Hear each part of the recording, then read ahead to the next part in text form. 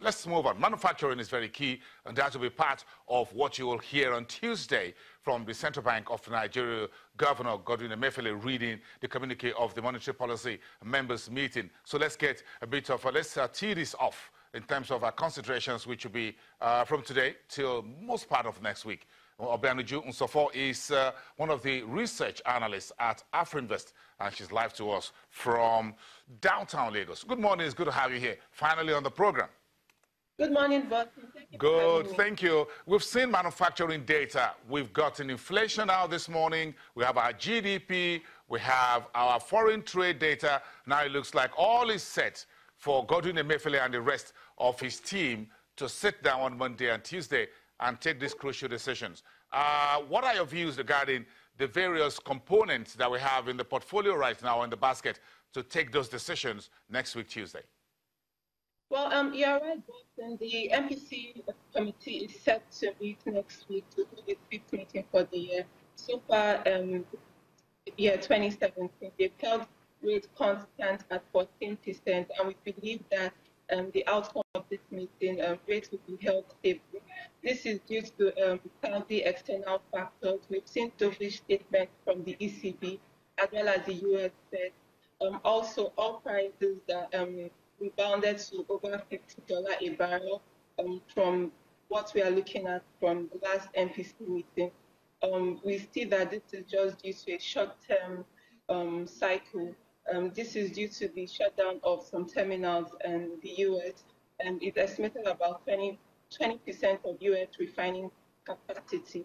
So these external factors are yet to come into play. So we believe that the MPC committee would not be looking at, not pay too much mind towards that. However, in the domestic space, looking at GDP, for Q2 2017, GDP rebounded 0.55%. AfroInvest, we actually estimated 0.6%, which was on account of a rebound in the oil sector, as well as a slight improvement in the non-oil sector. PMI data has been positive in the month of April. Also, the equities market has continued to enjoy positive sentiment due to the I&E window. Also, looking at the exchange rate, the CBN has kept rates stable at that segment of the market. We've seen a bit of convergence between the I&E window and the parallel market. So we believe that rates would be held stable at 14%, while the CBN continues to consolidate on gains. Where do you think, Obianuju, thank you very much for giving us that, an umbrella overview of what will be considered. But again, what do you think will be the key consideration here for, if you remember, the last meeting in July, 2 members voted that the headline policy rate should be shaved lower, while 6 members says the key benchmark rate should be kept at 14%. Do you think we have anything in the last 2 weeks, in all the data that we have, economic data and the markets, that you think should be a basis for the central bank to say some members would believe that we should cut rates further?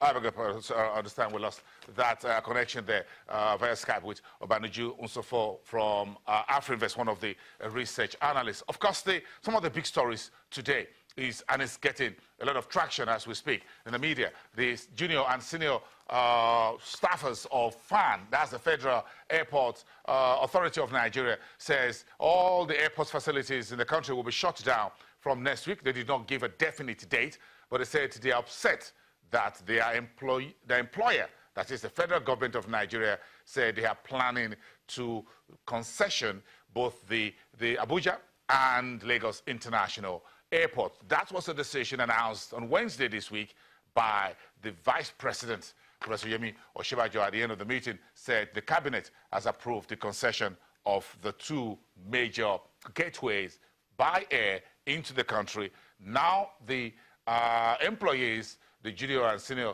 staffers of FAN, says they will shut down all airport facilities because they're upset with that decision of the government. So let's get back to Obianuju, and we have her back now. Obianuju, sorry, the question I was asking very quickly, let's hope the Internet of Things continue to behave between you and I here.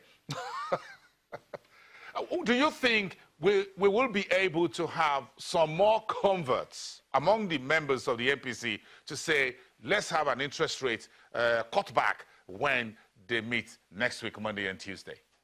Well, Boston, definitely that's going to be on the table. If you look at GDP, despite the fact that non-oil sector grew, we saw a slight improvement in non-oil sector. So looking at the high interest rate environment, that's definitely something to look out for.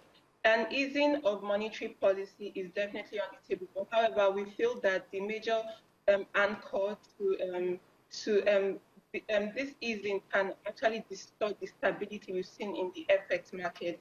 It's also pertinent to note that due to the downturn we saw in global oil prices in the second half of 2014, it was as a result of the lingering FX crisis that brought us to our current predicament. Hence, any sort of easing can destabilize the stability we've seen in the FX market.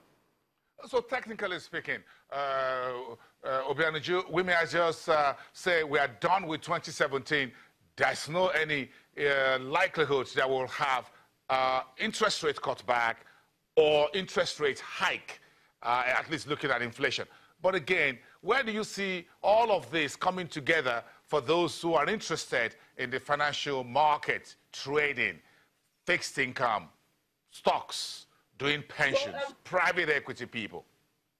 Well, definitely what we've seen in recent times is that investors have largely focused their attention towards longer-term treasury bills. That's the 364-day instrument. This is backed by the idea that in the medium term, there's going to be a monetary easing. So investors are skewing their investment towards that side of the market. I'm interested in this, the financial markets. Haven't we done enough for those who are interested in buying treasury bills and bonds? We're still paying that much. But if you look at the auction results yesterday, it looks like yields are coming lower, and the government seemed to be trimming its appetite to pay higher rate for this short-dated borrowing. Yes, you are right, Boston. For the 364-day instrument, I think the swap rate was about 17.75%. However, that is not a sufficient reason for the MPC to actually ease rates. This is because the treasury bill is largely used as a tool for the fiscal authorities. So even as much as they need to reduce their cost of borrowing, they also need this fund to fund the current deficit in the 2017 budget. As such, this would not is not a sufficient reason for the CBN to also reduce rates. More so, we are looking at inflation. Inflation figures came out today, and there was a hike in inflation. So, as much as there are a bit of signals for the monetary authority. Okay. Obianuju Unsafo, thank you very much. I understand the Internet of Things brought that interview to an end. Thank you very much. Effectively at the right time.